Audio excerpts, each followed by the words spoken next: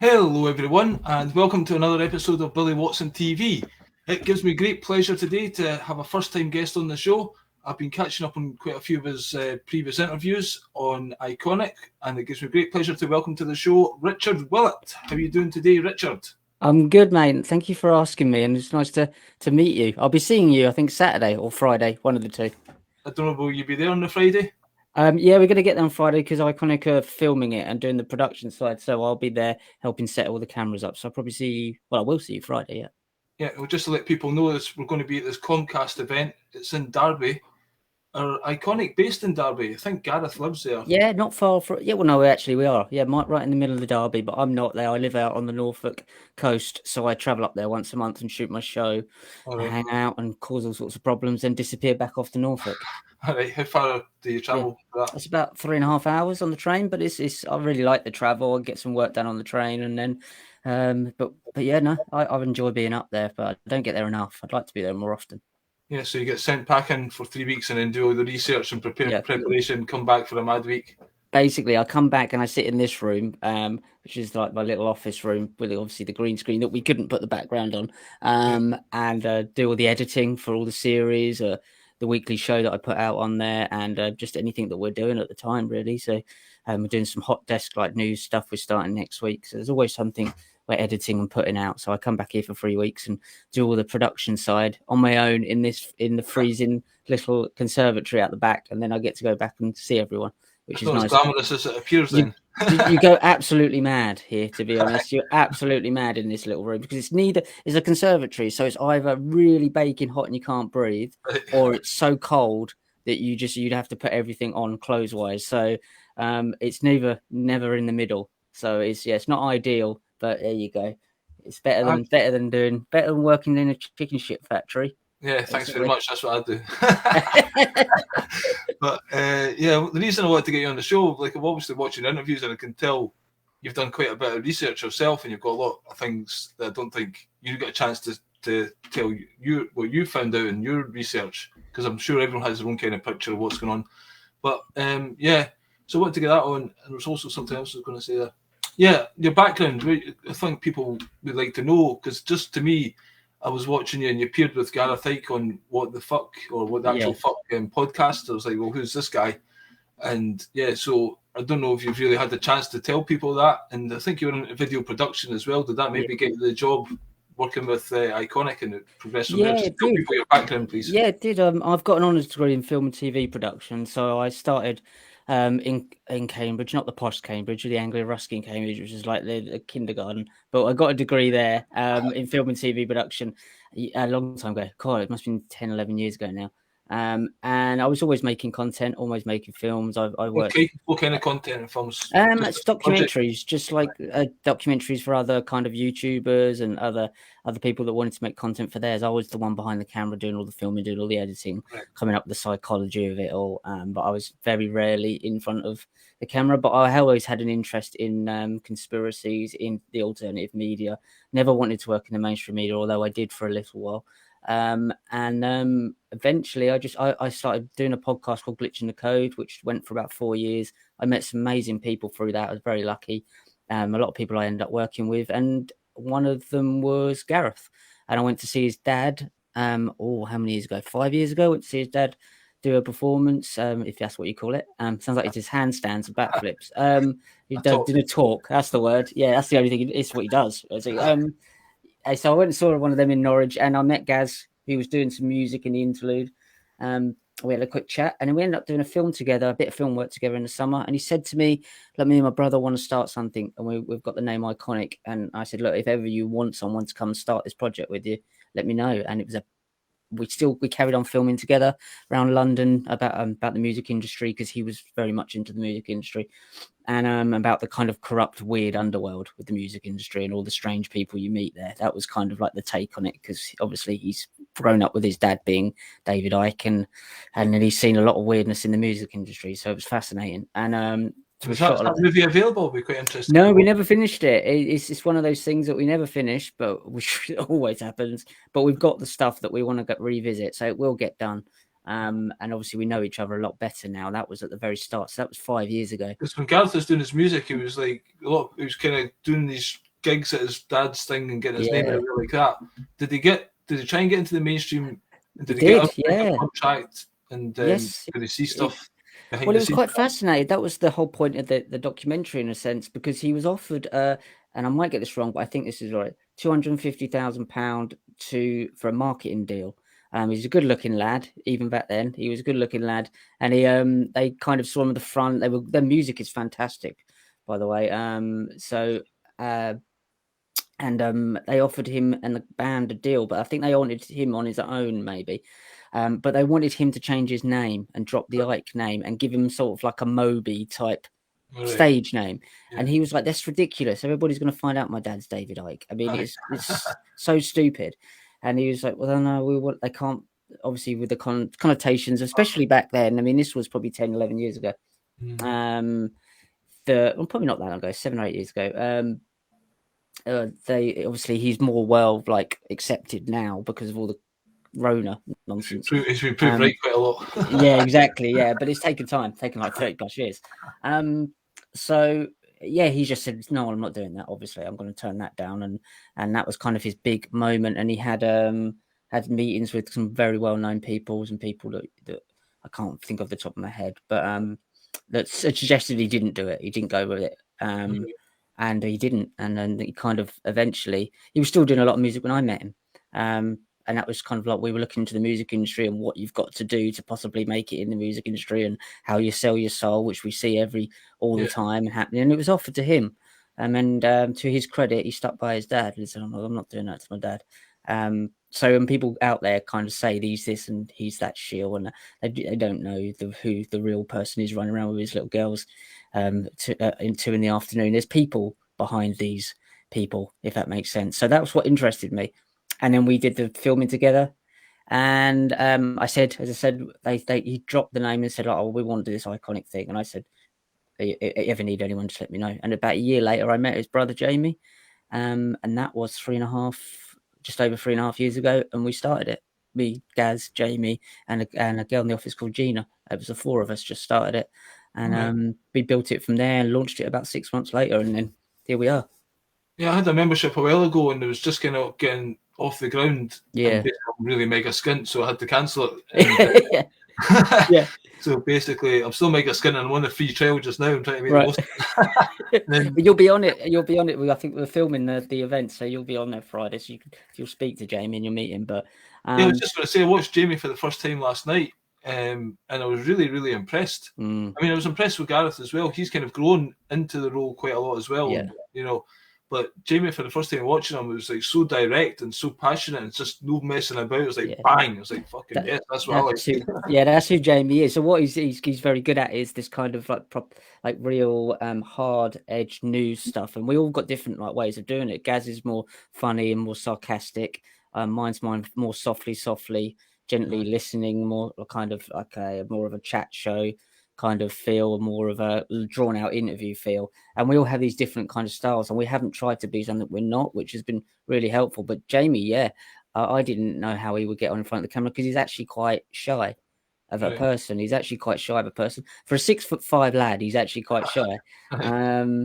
But he's brilliant at what he's done. And for someone his age, not just kissing his bum, but for someone his age, started at 28 to build what they have, and it's a big machine. It's a big responsibility. He's done incredibly well, and we've been there from the start. So it's been great to see it grow. But that's where we are today. Yeah, we're still growing the brands out. WhatsApp is something we're still pushing. I'm doing a few more podcasts with some other people that are quite well known, and we're still just growing into it really, because there was no alternative media industry. There was the alternative media, but there was no industry, a way to earn a living. And I said to Jamie, we need to create a proper industry. This was at the start. We need an alternative media industry, so people who have talent can earn a living doing this. And that's the idea, is to build an industry outside of the mainstream industry, because that's an industry. They have the infrastructure, they have the funding, and we all know that who they're funded by. But people need to make a living, and they should make a living. They have the skills, they have the talents, people want to watch them.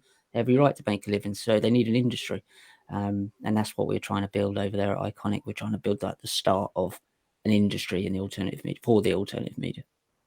You see, you get a lot of people who point fingers and say this is a shell, this is a shell. And David Icke, he got it from the start because like his books were in Waterstones and he was on the BBC with the Wogan interview and he was working for the BBC. And then people see things like it was a People's, what was it called? People's Voice, yeah. And there was kind of shenanigans going on there. People investigated Sonia Poulton and stuff like that. Yeah. And then Iconic comes up. So a lot of people will say, they're just making money for out of this. And there can be that element. I'm kind of, have a critical eye with everything. You have to, Sure, of course you can. Yeah. No, I get it. I absolutely get it. Yeah. Watching it though, this second time, I'm really much more impressed. I'm like, no, this is genuine. These guys really. Well, we know we are. I mean, you never know people's intentions, and we know we are. We're not. I'm sitting here in a cold outhouse. I'm not in a massive mansion, so we're not making a huge amount of money from it. We're not doing any better than most people do on their day-to-day life. But we've also got to earn a living. I did a degree in film and TV production. These guys are multi-skilled, multi-talented, and we're making a living off of our abilities. That's no different from anyone offering a service. But with the PTV thing, I mean, that did do them a lot of damage. And I assume, I don't know, but from what I can tell, there is some regrets there because David really wasn't. They used his brand as the face, but he wasn't a managerial role. He was never really in charge. That's what I kind of picked up by the end. It was kind of taken in a little bit and wanting to do the right thing, maybe got involved with the wrong people, and shit happened. It got messed. Jamie was there, and he'll tell you. Obviously, he knows I wasn't there, wasn't around at the time. Richie Allen was around at the time. There's some very talented people there that were doing this from the early days, and it was an absolute mayhem. But the people that took the brunt of it were the ones that were well known, but actually they weren't the ones that were financially taking anything from it. David lost a lot of money doing it because what he did was took his support from his website and funneled that straight across to PTV. So he actually lost a lot on that, and people don't understand the way it works. So he wasn't the one that was the forefront of that. They just used, he was the biggest name on there. And he was passionate about it, so he's taken a lot of hit for that. So when we did it this time, we were a lot smaller. I mean, it's nothing like that. So it's a completely different business model. It's not a sponsorship. It's not taking donations off for anyone. It's a Netflix model. If you like what we do, you can pay monthly for it or yearly for it. And if you don't, you don't. It's not the same model at all. It's not a place where you give your money away. You buy a product, and if you like it and you like the videos, then you like it, and if you don't, you stop paying that month. It's no different from Netflix, Amazon. I think it's $7.99 a month now. It's come down to that. If you just want it one device, if you want it more devices, it's $9.99 a month. Okay, yeah. So it is a few, but I mean, as I say, it's not the same thing as donating your money, or we don't make money off advertisers. That means we can put content out there that doesn't piss the advertisers off. You need to earn money as well because you're making good movies. I've seen the really top quality films that David done with the standing stones and the ley lines and then going into the caves. I thought they were fascinating, and obviously they need to be funded and takes time and effort. Because I'm trying to do the same thing here, but I find it incredibly difficult. I'm still working in a factory because I can't get an audience, and I'm only one person.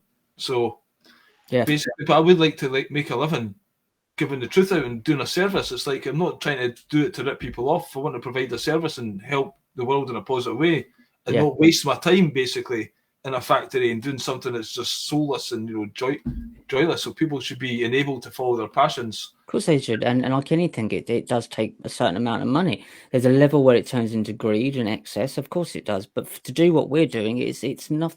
You're not looking at anything that's massive. It's everything is done on a shoestring to the best of our ability. We're taking very small crews out, 2 or 3 people to shoot what looks like it's been shot by lots of people, but it hasn't. You've just got a lot of people that are passionate about the information. A lot of people know what they're doing, and they're highly skilled people that are willing to do it for a fraction of what they would get in the mainstream media if they went there. I mean, it's chalk and cheese night and day, but you are doing this stuff because you love it. But also, I mean, as I said before, it's still an amazing privilege to be able to make a living doing this stuff. But you do make a living doing this stuff. You work 60, 70 hours a week on this stuff. But again, it's fantastic. I'm amazed that we get to do it for a living. I'm grateful every day that I get to do it. But there is a level that you'll only ever get to. There's a glass ceiling with all of us that can do this stuff. But it really depends on how much you need to live. You don't need that much to go by. You don't really need that much. So again, it comes down to what you're willing to your lifestyle to have. And Gareth is just a normal bloke with 2 kids. Jamie's a normal bloke with 2 kids. David, sorry, is a granddad. I mean, it's people get these kind of mysterious kind of feelings about these people. Look, they're just people. They're literally just people. Yeah. I say, as everybody knows. So like, it's weird, especially with the David stuff. Obviously, he's the biggest name probably in the alternative media alongside Alex Jones. But then they're not anything like each other personality wise. Yeah, I think David's held his own, just as been his own man all those years. I think I'll tell you my experience. Like, I actually watched a Turning Off the Tide video David made way back in the day. I was trying to start a band, and then he was in Edinburgh 2 weeks later. So I seen him, literally 5 people in the room, you know, in big assembly rooms. So, and then I started going down all the rabbit holes and stuff like that. And then basically the Children of the Matrix came out. Mm-hmm. So I was already telling everyone I like David Icke, you should read this stuff, the Bilderberg Group, etc. And then, it's a bit crazy. And then the reptile things. And then I'm trying to tell them, no, you can see the Queen of England. She's a shape-shifting reptilian.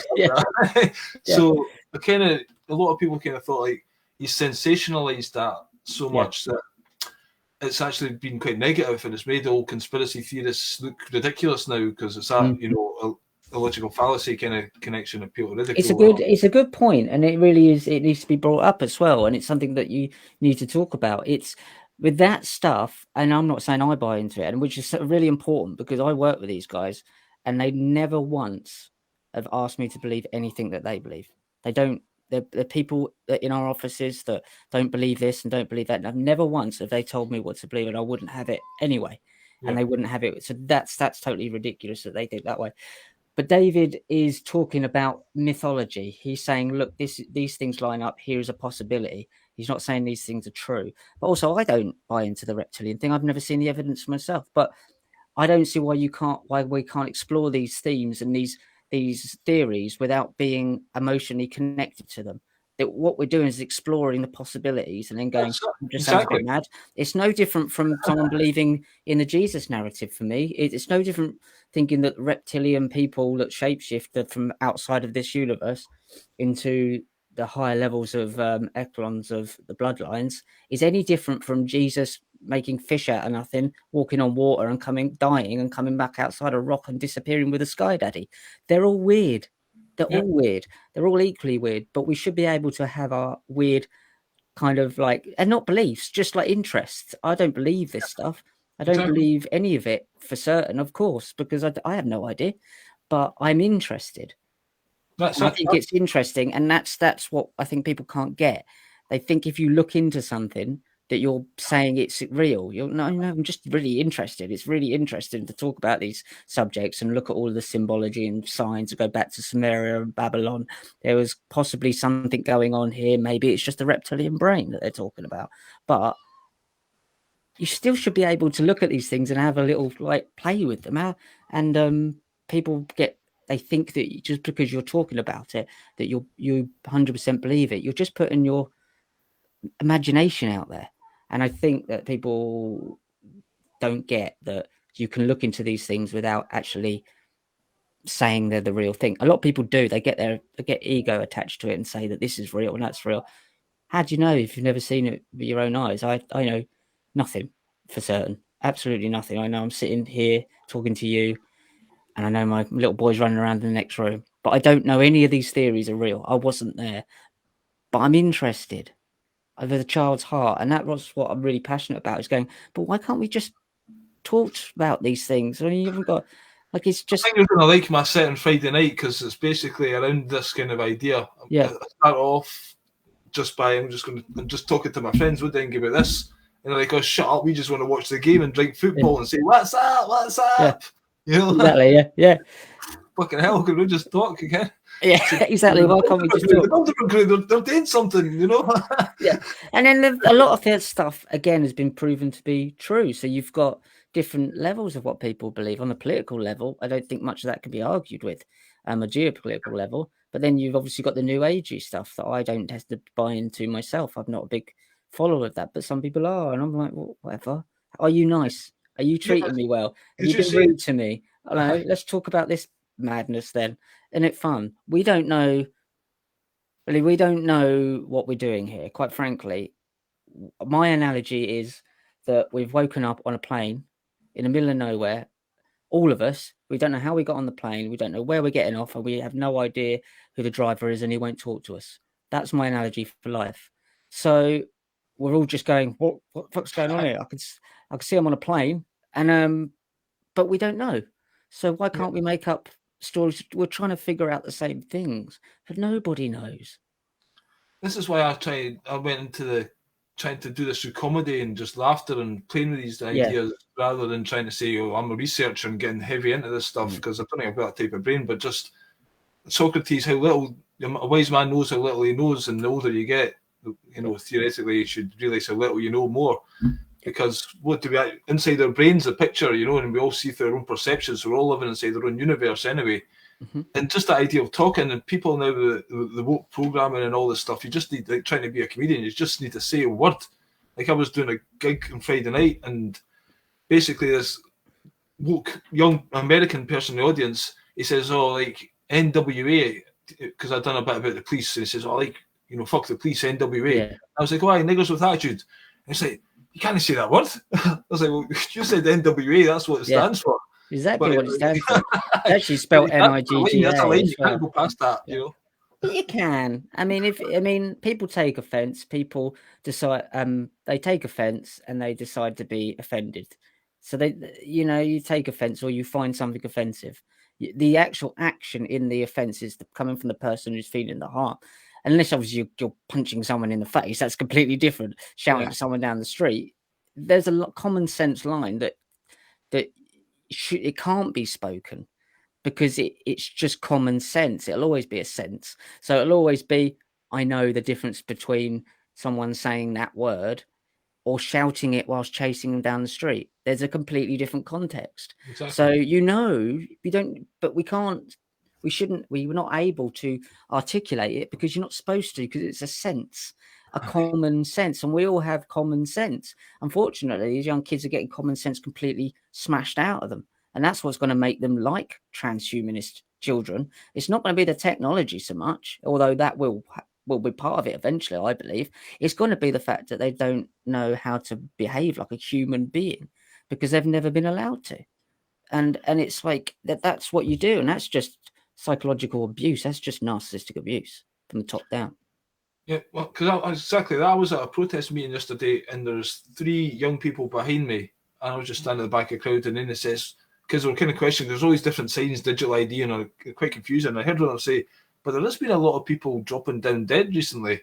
Yeah. So I went up to them, just says, are you interested in what's going on? And they started talking, and earlier that day there was an LGBT protest. Right. And there was a few of them lingering around, and they were trying to disturb the other one because they were talking about sex education in schools is a bad thing, what Nicola Sturgeon, etc. is doing. Mm-hmm. But these ones were trying to disturb that because they're woke and they're promoting it, And this girl she said, oh, is it homophobic, this stuff? I was like, no, it's not homophobic. It's just like, who's creating the narrative? Because when we started talking to them, they got very angry because they wanted to be trans almost. Like, and I says, it's satanic. You're not saying this. I was like, no, it's just trying to get that picture across. And it just says, you need to go away and look at these things. Who's the wizard, the man behind the curtain, Yep. Theatre show. Why are you talking about all these things, race and all these things? And, and just, I had to soften them down because they're just ready to fight, but they're totally clueless. They've been wound up to it. Yeah, you're right. They've been gaslit to it. Yeah. It's this self-righteousness. I had someone yesterday, the same thing. I asked them to come on a podcast, and instead of politely saying, oh no, it's not for me, or which was quite funny because they are a conspiracy theorist, whether they know it or not. They got really rude. Oh, I ain't coming on anything with David and all of this lot, and you're all this. And I was like, I just asked you to come on and we can chat about like your research into cults. And I said, because it's like, I even sent a message because it's really entertaining. You're a very good presenter. It'd be a really good show. Mm-hmm. But the absurdity of this person thinking that they had the moral high ground because they used to be a conspiracy theorist and they told me they lost all their friends. And I was like, well, you didn't lose your friends because of information. You lose your friends because you're an absolute dick to them.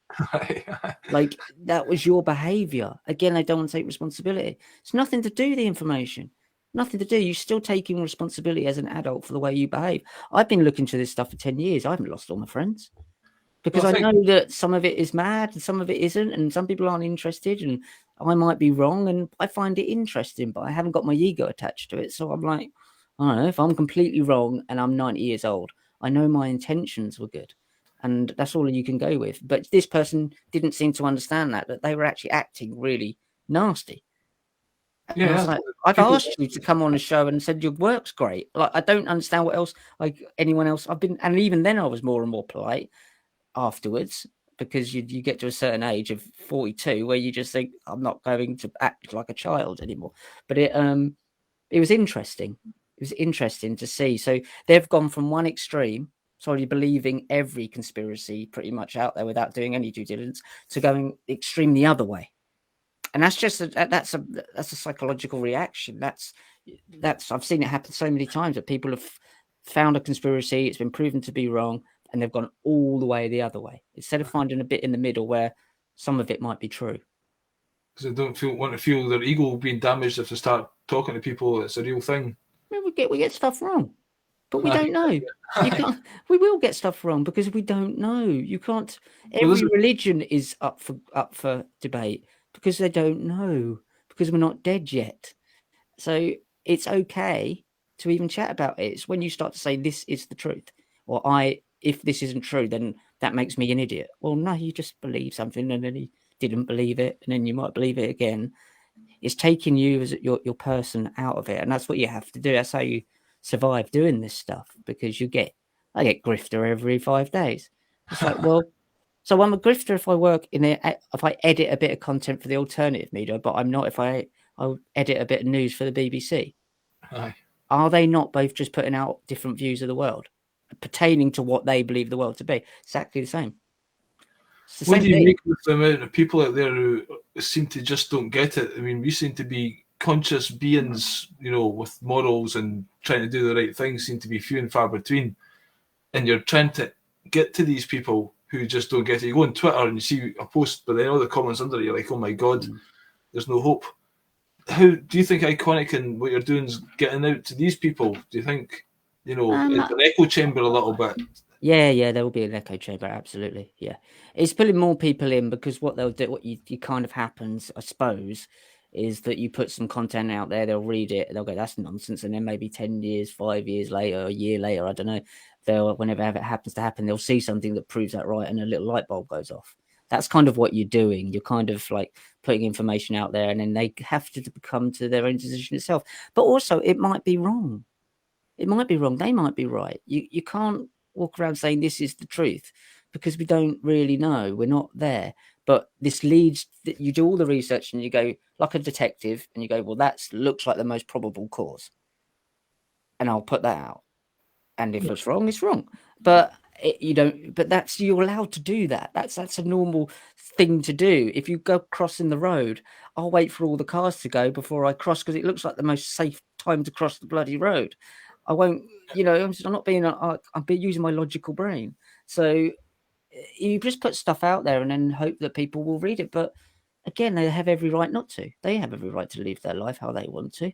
They have every right to just see the world they want to see. It's not my place to change their views. There's information out there. What it was there was no alternative way of possibly looking, and that's what we're trying to provide, a different way of seeing the world.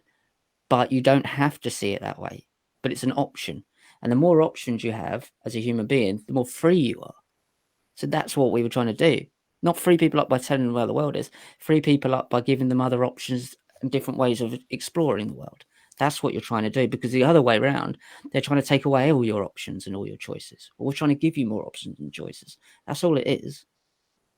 Do you not think they can do the same? I've got a show called Shooting the Shit, and I get all the memes up and we go on about, current events or whatever. Do you not think there's an element of, how powerful our minds are, and almost like the Freemasons, the Illuminati, they put all this stuff into the domain, and then we'll soak it up, and we're like, the creators of it for them, because we're invested in it and, giving energy to it. Oh, absolutely. Like, yeah. So sometimes I say, we should all just move to Mull, sit up there, get back to the campfires and live, because we're still all in the Matrix doing this thing. We're fighting it, but we're all in it, you know what I mean? Yeah, we're adding to it. No, I agree. You do. I think we do need to start again and go like have our own reset elsewhere. I can't see how you can undo this anymore. And I don't think some people don't want it undone, and they have every right to live the life that they want to live as well. So there has to be a parting of the ways at some point, and that should be okay. That should be okay. They should be able to live the life that they want and leave us alone, like you do in tribes. And we should be able to live our life how we want and leave us alone. It's the way it is. So. And that's right. You can't tell them the way to live and then tell them to stop telling you the way to live. But I think what you came up there with is fascinating. That point is that are they putting the stuff out there and we're making it happen? Absolutely. I believe that's the way it works. I believe that's the way the Bible works. I believe that's exactly how this whole prophecies work. What they've done is suggest something thousands of years ago, and people are bringing them about. They're not happening organically. People want them to happen, therefore they're coming about because they're putting them in place. If you go and build a Solomon's temple on Temple Mount, it hasn't magically appeared. You've built it. So you can't say it's prophecy because you've built it. You can't fulfill a prophecy. You can fulfill an idea. And the problem happens is over thousands of years, that idea gets more and more weight to it. So it's a very human thing. So I find that fascinating. Like the fascination, that in itself is a conspiracy. If that's what the people who wrote the Bible originally, and there was many, we're not 100% sure who that is. There's one family, the Piso family, that seemed to have a lot to do with it. If that's what they were intending, then that's a conspiracy. If they weren't, then it's just one of those human things that we've ended up wanting to make it happen. So you can see all this Solomon's Temple, Middle East thing coming about, the prophecies, the end times. But it's human beings that are making this happen, in my opinion. I'm not saying there aren't other races out there and there's other different dimensions. I don't know for sure, but I'm open to it, absolutely, because I'm sure there is. Like I mean, there's more going on than we know, obviously, because if we don't know where we come from, we don't know where we go. But the only thing I know, these problems that we're having are humans doing it. We're doing it to each other, and I think that power of suggestion is incredibly strong. When you say humans doing it to each other, going back to the shapeshifting reptilian people think the Queen, I mean, there's Jeanette Archer, she talks about she's seen the Queen do full that, but some people, we've even seen it on YouTube, it's like they go scaly skin or the eyes go reptilian. Yeah. But I think there's like an astral element to it, you know, this demonic possession, and I think you say it's a humans, but these world leaders that do the satanic rituals, you know, you've had Kathy O'Brien on and stuff, and yeah, you know, all that crazy shit, and they're invoking these demonic entities, and I'm sure the world leaders are actually full 100% possessed by these non-human entities. So it's certainly something I would go a lot. I would be open to happening. I've never seen it, but there's a lot, thousands of years of information to point to that. And again, we don't know where we come from, we don't know where we're going. So there is a possibility that that's happening. Yeah, absolutely, there's a possibility. I've never seen any evidence to prove that it's so, but again, I've seen enough evidence in a sense of stories, mythologies, people's accounts of seeing it, that there might be some weight to it. Again, I'd have to see it with my own eyes, and maybe one day I will. But it's again, I'm not ruling it out. Who knows? But they do these. We know they do these satanic rituals. We know they have done, going back to Mesopotamia, the cult of Babylon, all the way through the Persian Empire to the Roman Empire to what became what the Roman Empire is now, the City of London, who really control the US, which is the Virginia Company, the Virginia Corporation. Still, although they pretended they dissolved it, but it's not. They just sat in the background. The civil wars and all of that lot. So it's still there. The same people are running it, the same bloodlines. Now, whether they're something other than what we think they are, I don't know. But there is, whether they want that story out there to seem like they're superhuman, could be. We don't know. But you know, it's fascinating to me. It's just fascinating to me. Like, there's this whole thing about the adrenochrome, and like everyone's on it. It's a super drug, and it was in Fear and Loathing in Las Vegas. Yeah. Well, then I'm on Telegram yesterday, and this person comes on and says, actually, here's the truth about adrenochrome. And says it's not that good a drug, and it's no what they're claiming it to be. And you know, it's actually quite shit if you take it and you didn't feel good after it. And it's just almost like they're putting it out there again just to get folk talking about it and get all they're all on adrenochrome and all this stuff. But again, it's an element of them getting that during the ritual, you know. But it's hard to know. It's hard to know. We know that children are being sacrificed to these things. These things, I mean, that's just, I think that's something I do think is happening on the scale. I mean, we know from the Jimmy Savile thing that there's obviously a lot of satanic shit going on around the bloodline royals and the politicians. We know that. And that's just one example. So there's too many examples that pop up around those people to say that doesn't happen. Now, whether that is actually just them being utterly mad or there's something more to it, hopefully we'll never be around to actually have to witness any of it. But again, does it really matter? They're mental and they're making decisions for me and you. You know, it's again, there's that middle ground of like, if it does, even if it's a quarter of what's happening is real, that's enough for them not to be anywhere near other human beings. do you think that this, like, I was watching your interview this morning. What's the guy's name? The new one you posted. Oh, Lucas Lucas has changed his yeah. name recently, yeah. And he's saying how like the dark side will always be there, and you know there's no getting rid of them, but we're all trying to get rid of them and bring them down. And you know, do you think that they've kind of got a role with, like, evil's kind of got a role in this world to want to dominate and almost set up the default structure for society, and it's up to us to come out of that and find ourselves and not be the ant and not be the slave and become sovereign outside of that, take responsibility, and that's us, you know, learning well here. Or we have a soul that's growing and it needs these things suppressing. It's like, you know, put a seed in the ground and it eventually darkness makes it shoot up, you know. So like maybe there's battles like they're trying to bring the COVID in and we stood up enough and the passport receded a bit and then we're going to come back with the climate one, and are we going to stand up? But are we having to fight back against that all the time? Is that not draining an energy? And or should we not, like, there's a Pioneer Foundation, a guy called Martin Kenny. He was talking about things like flat earth and stuff like that, but he's went away to Portugal and he's actually set up a community for people who are, you know, living off grid and stuff like that. That to me seems like, you know, more success could be had by just walking away from this shit. Stop going to McDonald's and stop, you know, funding their shit, you know, paying their taxes and all the rest of it. It's really hard, isn't it? We're kind of like for the first part of that question, do I think it's a necessary evil, I suppose is the term to. I think it's a really interesting concept, and it's something I could get on board with. Absolutely. I do think, like training a muscle, you have to put tension on it for it to grow, and for us to grow we need to be put in situations where we be able to learn from and grow past and fight through. So yeah, there is that element to it. I can see how that could be something. Again, there's probably a middle ground there, but it's a very interesting psychology and concept, and also it's a great way to kind of, I mean, even if it's not true, what is if it helps you to see it that way, then use it. Like if you help to go, okay, there is a necessary evil, I'm on the good side. If it works for you, then use it. If it makes your life better and you're not harming anyone else, then use it. It's not down to someone like 42-year-old me in my freezing conservatory to tell you what to do. It's if it works for you and it's good for you, because none of us will know anyway. So these are unanswerable questions, aren't they? But they're really interesting. And that my kind of fight is to get people to not be too scared to ask these questions and be like a child with a child's heart, in a sense of the wonder of the world is there everywhere. And I don't want that stamped out in people, because that's how things get created and made. It's like, this is amazing, this is weird. And that's my approach to all of this. Isn't this weird? Isn't this amazing? Let me have a look.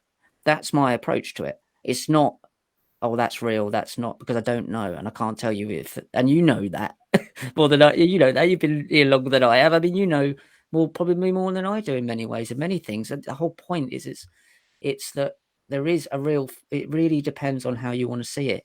It could be awful. If that scares you, don't use that model then. If it does help you, then use that model. It's not saying that everybody who's evil is doing a good thing in the long run and they shouldn't be punished for all these evil things. It's not saying that at all. What it's saying is that, why do these things happen? Can I work out in my mind a way that I can fit into this game we're playing, and be a benefit to it? So I could buy into that, absolutely, that there is that order and chaos and order and chaos and order and chaos. Seems to be that way. seems to be the way you grow, is to put yourself under tension.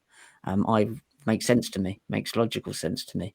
So yeah, and the second part that you were saying about starting our own communes and stuff, I think that's the logical way to do it. But I mean, what we've swapped is comfort for freedom. And how much comfort are we willing to give up for the freedom? Because you're not going to be sitting there doing your Zooms and your Skype videos and your me making a documentary and, you know, staying in a hotel, and not the nicest hotel, but a hotel, and doing all the stuff that we get to do and get the freedom. If we want the freedom, we have to go work on a farm and go out in the fucking cold and milk the cows. And, you know, what do you want? You've got to, there's a trade-off here. There's some people have talked about resets in the not too distant past, and, you know, there's certain technology in buildings, like, wow, how do we do that with horse and carts? And then you look at all the deep underground military bases that are everywhere, and they put out lots of things, you know, subliminal programming about waves, and, you know, there's a tsunami coming and all this. Yeah. Some people are speculating that, you know, possibly the reason for the COVID and putting all these measures in place was to kind of lock us down. So if there's another wave, they all go underground, we get wiped out, and the ones that will be left will be sent back to like Stone Age enemy kind of thing, you know? And maybe that's how it works every so often. Some people say Nibiru comes back and it causes that destruction. And even I've talked to a guy who he went back to the Sanskrit of the Bible, and he says that the Messiah was the sun coming back, the return of the sun, and that's the return of Jesus. And if you accept Jesus into your life, which is Nibiru, and he'll take you back to the heaven, and the rest of us have chosen to remain with Lucifer down here in hell. You know how you get all the different. It's quite interesting to play with these ideas. It's really interesting, yeah, very interesting. I think that's possibly the way that these things happen. You know, like how the Tower of Babel, civilizations get built up and then flattened, and then these guys come back up, the Freemasons, we're the founders, you know, we found this building. Yeah. And, then they just create society, education, brainwash everyone with the story that puts them at the top. But the knowledge was there already, so that's the knowledge that they're passing on to it. Again, makes sense to me. It's secular. It makes secular, and as gentleman just said, no, the mud flood.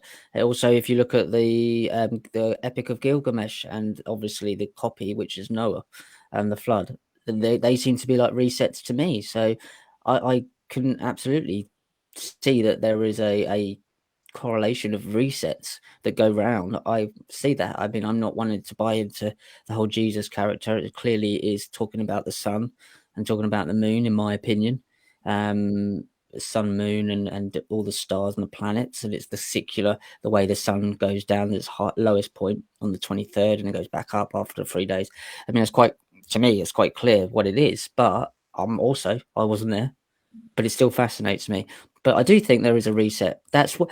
See, it doesn't really matter, Billy, that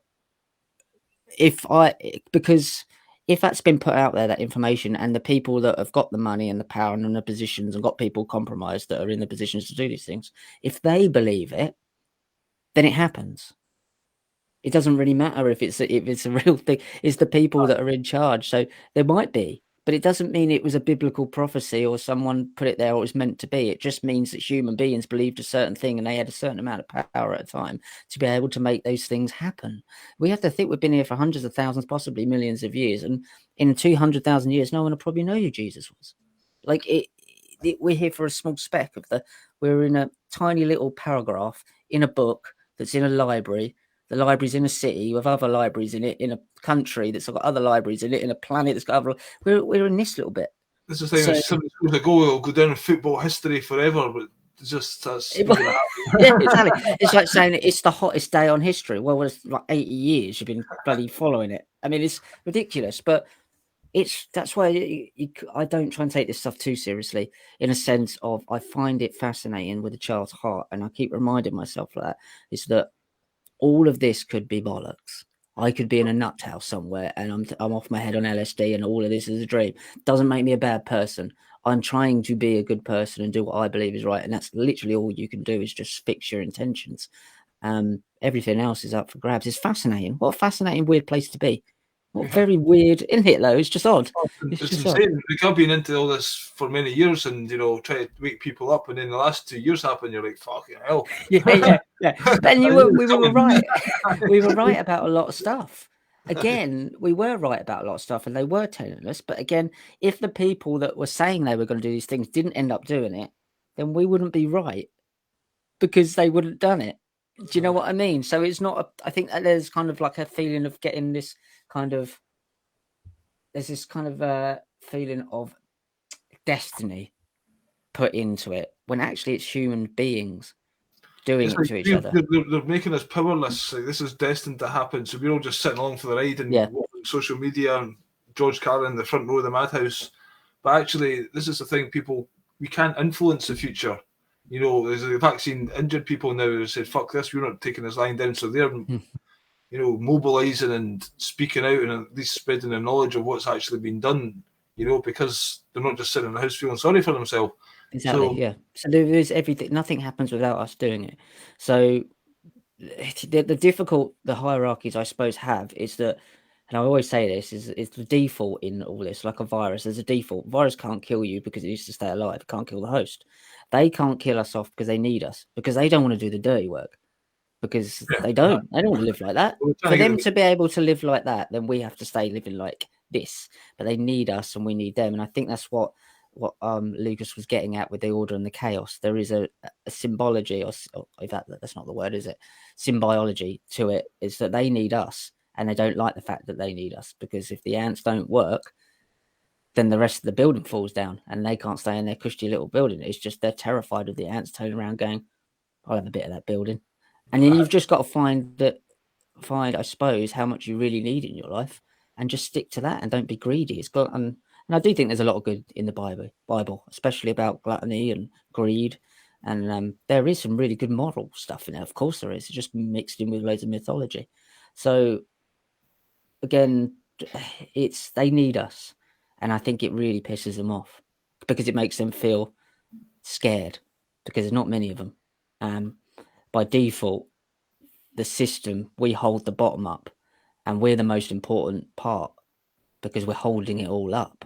If we decide to walk away, their whole world falls down. They can't get rid of us, but they don't want too many of us because we'll go up and take them over. So it's what a horrible life they must lead, because they're always scared every day. Yeah. They don't seem to be too happy. I don't know. Tony Blair's still kicking around wanting to vaccinate people with digital IDs and stuff like that. It's just like, get arrest, mate. Yeah. No, it's mad. It's mad. Yeah. But sort of people don't have this background. Again, it's common sense. Of course, you don't want to get a jab that's only just been bloody knocked up. That you don't have any long-term testing with. Like, oh, come on. It's so. I had these arguments with people in the alternative media as well, because they're not experimental. Well, do they have any testing that goes longer than 7 years? Do you know what's going to happen in 7 years? Well, no. But it's experimental then, you muppet. Of course it is, because you don't know what's going to happen in 7 years. So you're experimenting on people. Of course, it's an experiment because you don't know the outcome. That's just the definition of what experiment is. It's a video I just downloaded of Barack Obama saying just that. We've just experimented on 7 million people, 7 billion people. Yeah. And but to me, the whole pharmaceutical industry is one big experiment, It's, I don't agree with any. I'm an anti-vaxxer. I don't think there is any virus and etc. No, I tend to agree, but I mean, I don't know for sure. I've obviously never. Well, I thought it would be obvious. I've never had any. My partner's never had one. My children will never have any. But again, I can't hand on heart say there isn't anything, because I don't know for sure. But there certainly isn't anything that they tell it. That it's certainly not what they were telling us. So if you're going to come out and telling me people are dying in the street, and I look out the door and go, no, they're not, I'm going to be a bit wary of what you're trying to stick in my arm, because you're talking shit. You're lying. So they were lying about the severity of it. And that's all that really had to be discussed. The rest of it doesn't really matter, because if it's just a bit of a sniffle, it doesn't matter anyway. So it was the severity of it. Where's the bodies? It wasn't a pandemic. Anyone with half a brain knows it wasn't a pandemic. They changed the bloody definition of it, or description of it. I think it was the description of it. So we know there wasn't a pandemic. We absolutely know that. that was the issue. It wasn't whether it existed or not. And I think a lot of people got caught up on whether it existed or not. And I don't think that was really mattered. It was whether it was enough to be to excuse what they were trying to do to us. And clearly it wasn't. And clearly, I don't think anyone would truly hand on heart say that that was an appropriate response. Oh. It was like putting a bloody it was like putting a cast on your arm because you snapped your fingernail. It's just fucking ridiculous. Yeah. Yeah. So you've got a young child yourself. Are you planning on putting? Is it a son? Yeah, you've got. Yeah, I got a little boy. Yeah, he's 2.5. Are you planning on putting him into the official education system? See, there's we're not sure. Around here, it's not so bad because it's a little village, so it's not like putting them into the cities. Everybody knows each other, so you've got a lot more kind of ability to keep an eye on it from there. If I found out that any of this woke shit was going on, he would be straight out there, and I would be down there, obviously. But there is, sorry. These days the curriculum is kind of the curriculum. Teachers don't have really much input. It's not really no. I mean, I think there is a benefit for kids going, especially a social benefit. They need to be able to communicate with other children. He will know, obviously, from the work I do, that what's nonsense and what's not. He also needs to be able to be a child and be a normal child and be able to play and decide, come home and say, Dad, they taught you this at school. And I would go, well, let's just, for me, it's nonsense. You make up your own mind. You still, I don't want to be one of those parents that go control what he's doing, because this is my view of the world. I want him to be able to create his own view of the world and then come and ask me. So I have no problem with him going to mainstream school. It's just when he comes home and asks me about stuff, I'll give him my point of view and say, but you need to make up your own. That's the middle ground. That seems like a sensible thing to do to me. Again, each to their own. Each parent's it's a difficult one. It's a difficult one, but I don't want to make him into what Daddy is, because I don't think that's fair either. So what'd you do? It's parenting. I mean, you do your best, basically. You do. It's not easy. But one thing I didn't want to give my son, but he got anyway through his mother and my mother, just the technology. So at 8 years old, he was given a phone, and I just don't think it's very good for young people, especially unlimited use. And so just wondering what your thoughts were on that and the technology. I see youngsters these days at 2-year-old can operate YouTube and talk to Alexa and all the rest of it, No, I agree. I agree that my little boy plays with toys and figures and action figures all the time. He's not bothered. He'll watch like kids' TV, but he's one of those ones that only watch it for like 5 minutes and run off and play with his toys. He's much more involved in creating little. I sit with him and we get all the toys together and we put dinosaurs this side and cars that side, and we'll put like policemen in the middle, and we'll make a world for him to just play around in. So then he just moves all these figures around. So because I did as a kid, and I was an ill child, very ill child. So I had a lot of time. I couldn't go to school. I couldn't be around other children because I was so sick. That I played on my own, and I built these because we didn't have the internet back then. I'm 42 now, so we had 42 soon. I had these worlds, these toys, these action figures. So he plays very much like that. So no, he won't have a mobile phone until he's 15, and he won't. It's up to him if he watches TV here and now. I'm not like dead against anything. I think a balance between anything is good. But he won't have a mobile phone. Absolutely not. He doesn't need one. He lives in a village or a little town at least. There's no need for him to have one of them at all. And I think he likes playing. He's very much active. A boy. He likes to be outside kicking a ball around. And that's just the way he naturally is. He's very much physically active little boy. So I don't think that's going to be a concern for us. But in terms of what I think is right and wrong, I wouldn't want him around too much technology at all. And it worries me. It worries me completely, especially with all of this technocracy stuff. If it's bad now, how bad are they going to try and make it in 20 years' time? But that's why we do what we do. We're trying to stem the flow for the next group of youngsters to come around and walk away from it. But we can only do what we can do. Technology isn't the devil. It's the way it's been used. Like everything. The hammer can knock in a nail or hurt someone on the head. It really depends how you use it. I just don't want him near mobile phones till he's 15, really. And then I think it's up to him to respect him as a man. I also don't want to undermine him as a man when he gets older, because I've had that done to me, and that's quite damaging as well. So he has to find his own way as well. I'm trying to do a video marketing business as well as many other things. It's on the back burner, but one point we were saying get my son involved, but then I think probably it's not a good idea to try and have something ready and him just to walk into. He has to go away and do his own thing and find out who he is, and probably suffer and go through shit. And as a parent, you've got to just be there to support when they ask. But it doesn't get any easier. No, I can imagine it doesn't. Yeah, I can't imagine it. Like you chose to go into the comedy world. I mean, you'll have your own reasons to go into that and how that helps you, and that fascinates me. So, like, when I've got you on, you're coming on Deep Dive in a few weeks' time, and I want to talk about why you got into the comedy and what it brings to you and how it helps you. It's a coping mechanism. I do the same thing with What If. I do the same thing. I bring a lot of comedy to the conspiracy research, and I'm a journalist, I'm a filmmaker. I'm not just a conspiracy theorist, but I am a conspiracy theorist. Part of what I do. I love it. I don't take any of it to heart, but I don't take much to heart because it's just like I'm just lucky to be walking around and using my arms and legs sometimes. So, but I find that fascinating. So, like, why did you get? I'm turned it around here, but why did you get into comedy? Because actually it's David Icke's. Well,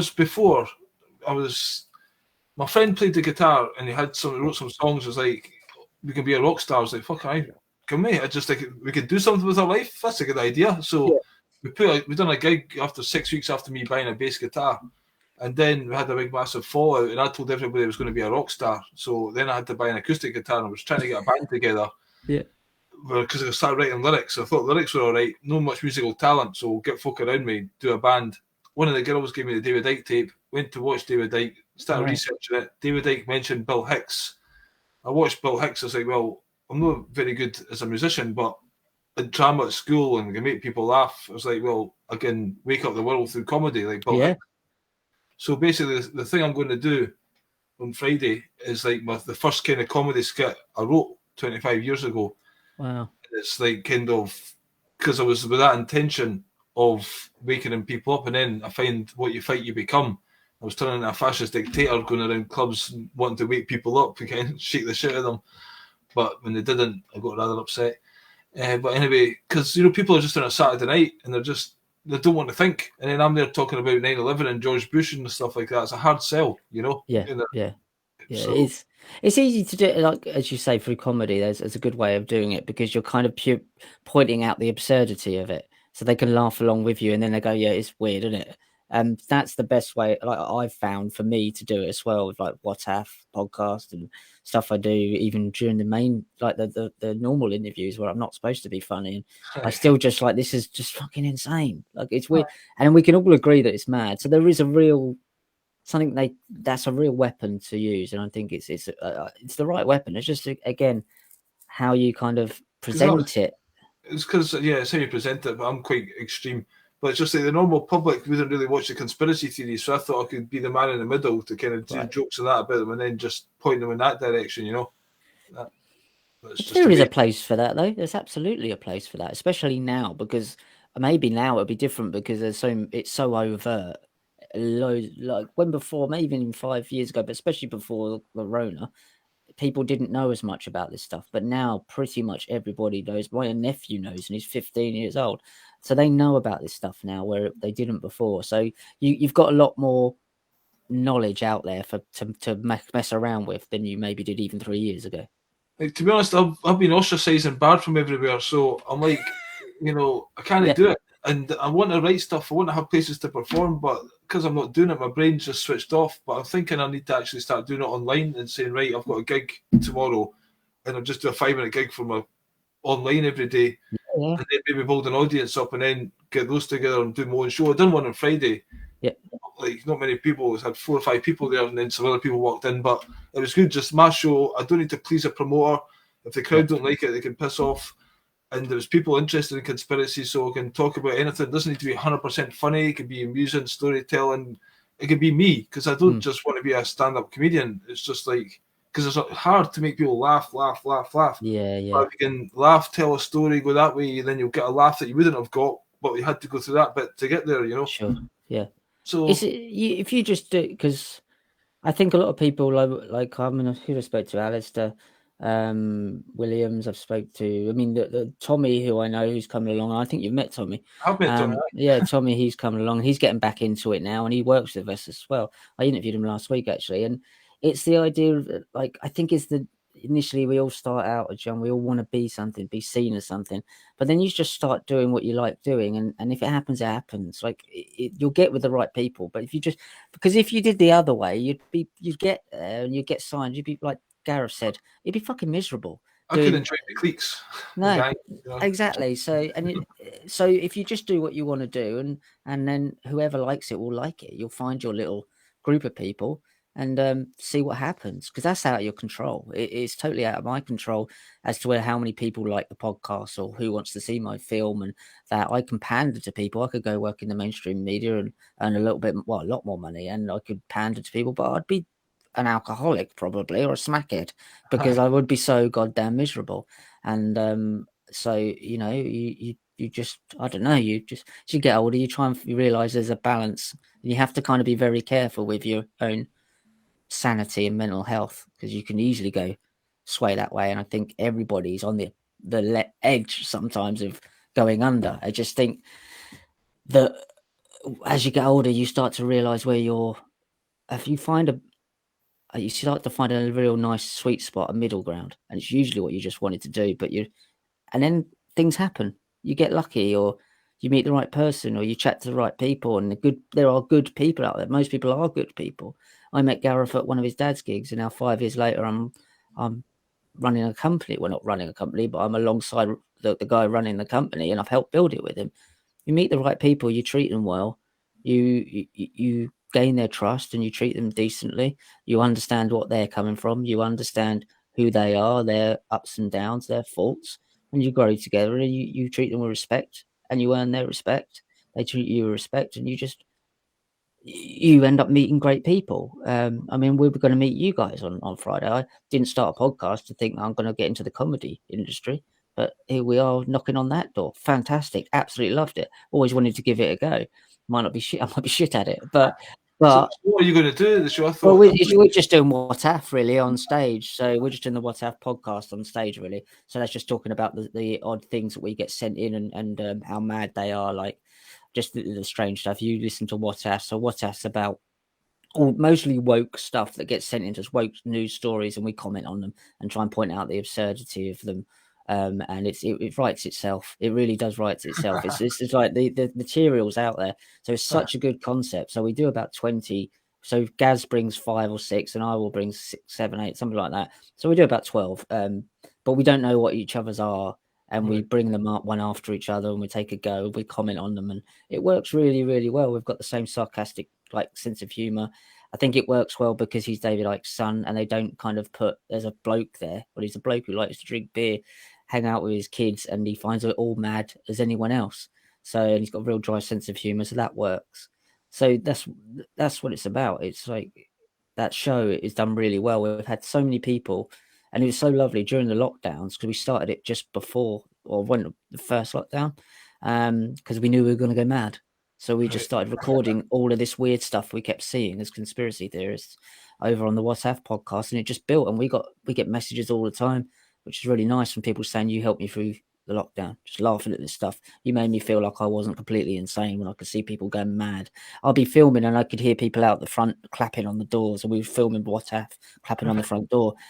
And people were like, "I'm so glad that the podcast is there, because nothing out there like that." And then you obviously got the David Icke connection, so it's helped us because you've got that conspiracy audience already. But it was so blatantly obvious that we had to find it funny, or we would be terrified. And a lot of people got a lot out of it, and it's been really nice, and really, really nice people's reactions to it. So we want to build that brand out this year, and do live shows, and do live streams online, do much more with the actual WhatsApp brand itself. So that's all in the works for this year, because we haven't had a chance. I'm just running around. But yeah, that's the thing. So to be able to do a comedy gig with you guys, it was never anything I thought would happen. It's just happened, and I'm literally saying yes to all of these opportunities.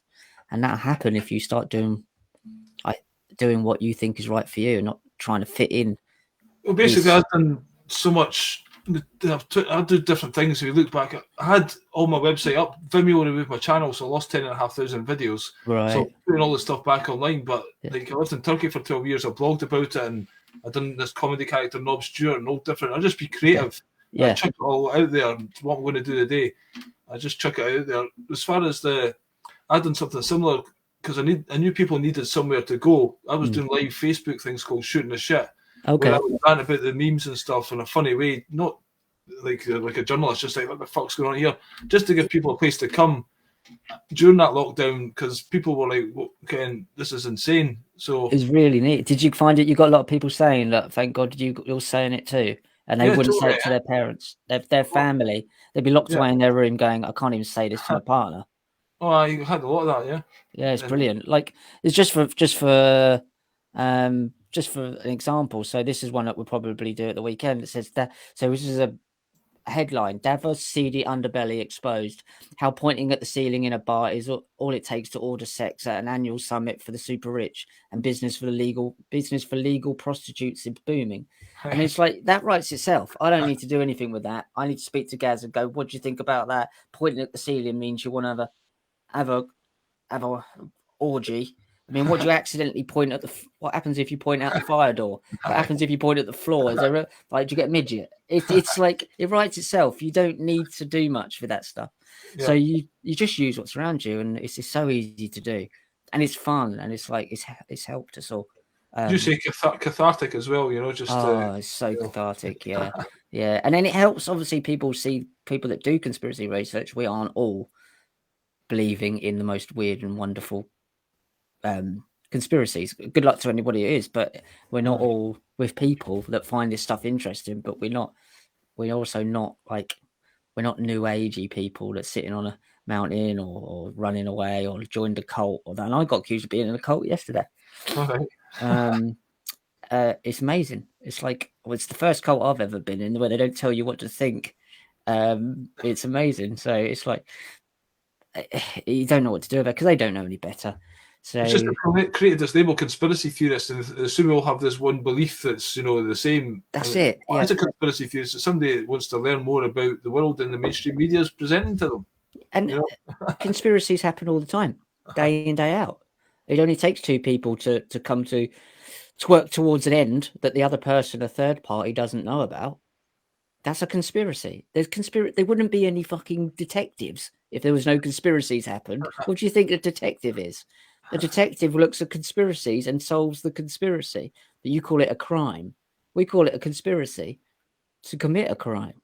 I mean, it's the same fucking thing. We'll have to put a policeman's uniform on to say that we're doing the same job. We're looking into crimes. I'm doing no different at all. I'm not talking. So, like Jimmy Savile thing, everybody knew about that.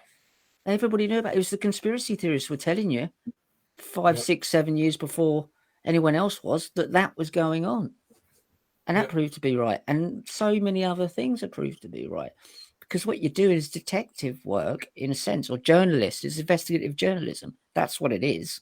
It's just you put a different label on it because you don't work at the Sun or you don't work at the police station.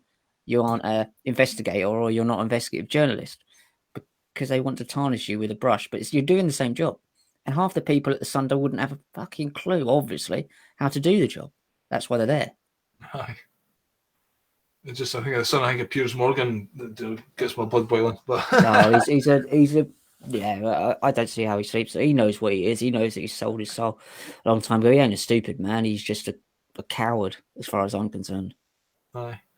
I was going to say, just before we go, you've done a lot of interviews. Is there any particular one that you can remember standing out, or any particular piece of information that you would maybe recommend people check out these days? Yeah, I mean, it depends what you're looking at. I mean, I've always, there's a girl called Amy Hunter. She's fantastic. I've just bought a book. Yes. Yeah, she's. If you want to look into the bloodline stuff, she's very, very good.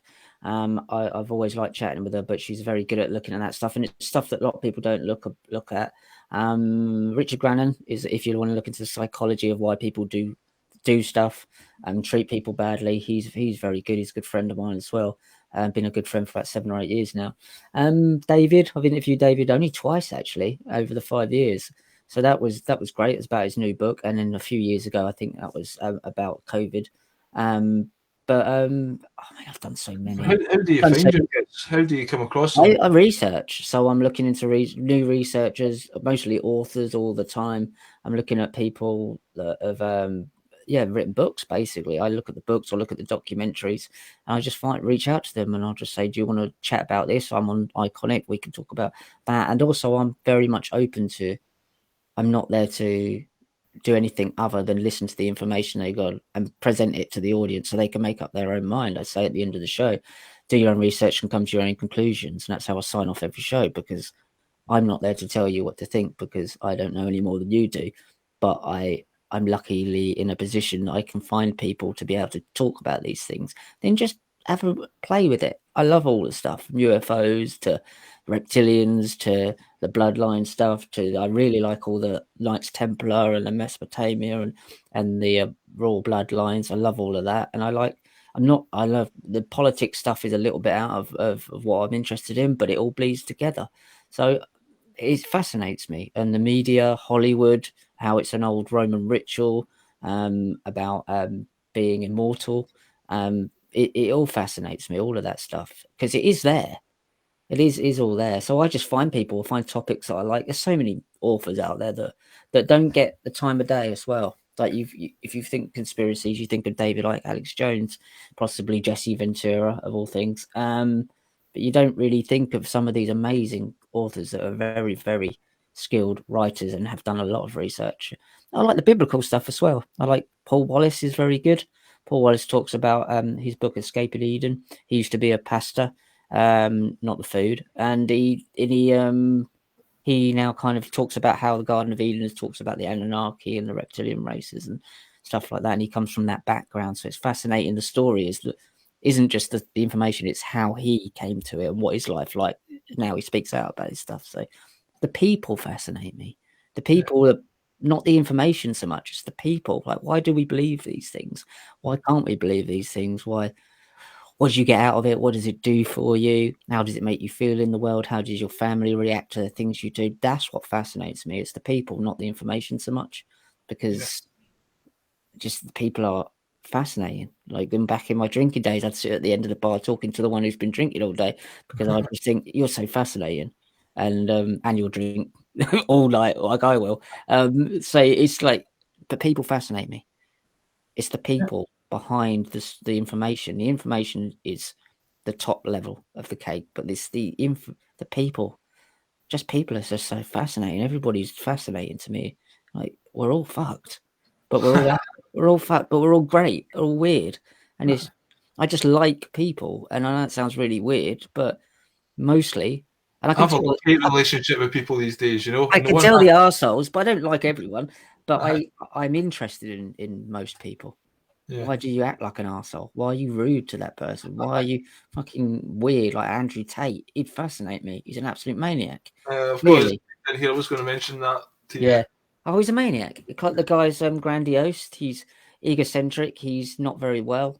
He's been puffed up, pushed out there, used, and he's a little boy that needs his bum slapped, and he's getting it now.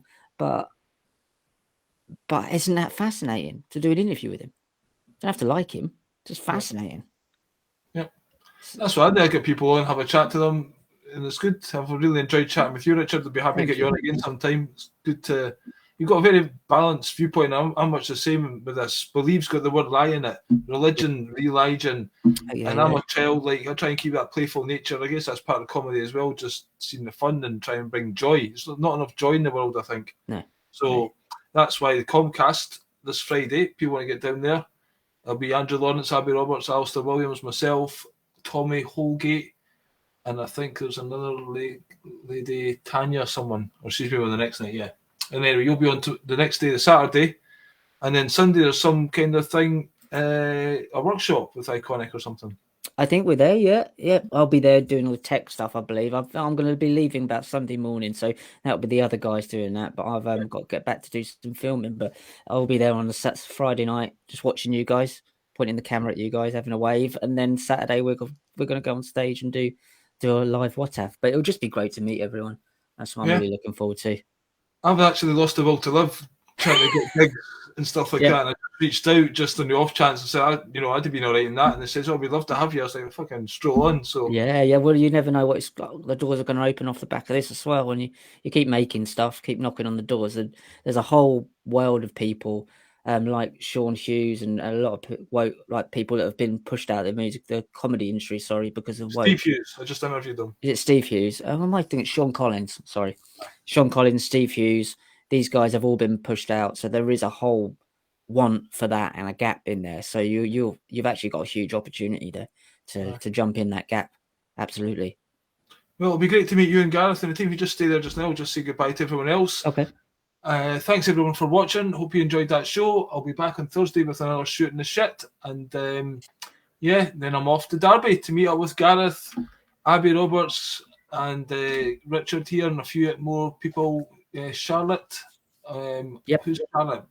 Do you know Charlotte well? Charlotte, I've spoke to her on right now a couple of times, and obviously she's organising the event, but I've never met her. No. Okay. So anyway, it'll be a good weekend, and I'll tell you about it when I come back. Thanks for watching, everyone. Take care. Cheers and out. Bye-bye.